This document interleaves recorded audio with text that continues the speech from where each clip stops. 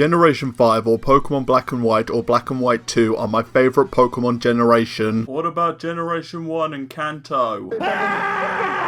Pokemon is my favourite video game franchise with some of the most creative regions and monsters I've seen. I feel Generation 5 had the best developed story in both sets of games, from how they paced the story and how the characters were developed. By the way, I'm talking about the games and not the anime. They didn't adapt the storyline of the games for multiple reasons, including real world tragedies. The story follows the player character Bianca and Cheren, who begin their journeys to become the champion of the Unova region. Early on, they encounter the group known as Team Plasma that are promoting the release of Pokemon from humanity. This was an interesting angle as it challenged the idea of Pokemon being poached and used in cockfights, so Pokemon decided to take a serious look at this criticism and wrote it into the story of one of the games. Pokemon want to be caught and trained to become stronger and evolve with their trainers, but Team Plasma believe that they are doing the right thing. Hell, N is a big part of Team Plasma, who interacts with the main character and explains his beliefs and ideology. He isn't portrayed as a villain, but someone who thinks differently. Of course, the true leader of Team Plasma, Ghetsis, who was manipulating everything to his own ends and is trying to take over the world. Members of Team Plasma agreed with Ghetsis, but a lot genuinely believed in the cause of the organization to free Pokemon. The story isn't black and white. See what they did there? N even catches the game-specific legendary and then defeats the champion Alder to become the strongest trainer in Unova. The story actually tied to Team Plasma through N, and it works so well due to learning about them both through the game. Usually the evil team is just an obstacle for the player character, but Team Plasma were different. Another aspect I love is that the gym leaders actually do something in the story beyond just battling the player. Usually that's all they do: present a challenge, hand you a specific move, and let you catch higher Pokemon. Here they fight Team Plasma when they declare their evil plan. In Pokemon Generations, the web series that gave context to some parts of the games, the gym leaders are shown assembling like the Avengers to battle Team Plasma. I have a plan.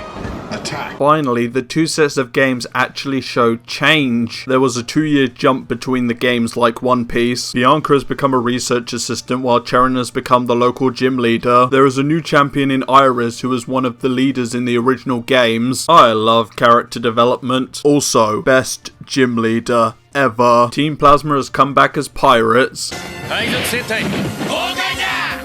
instead of knights.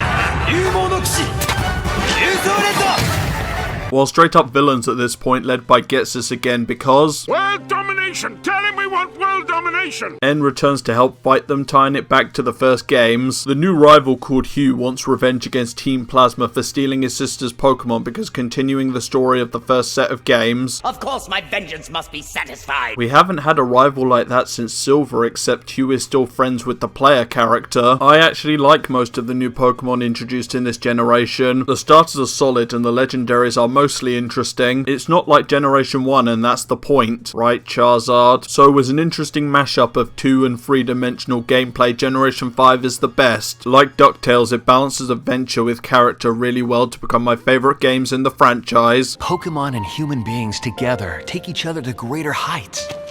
They're our partners. Sun and Moon are pretty solid as well. If you like this video, please give a like, subscribe, and hit that notification button for more content from yours truly. Also, follow me on Twitter through the link in the description. Cheers for watching.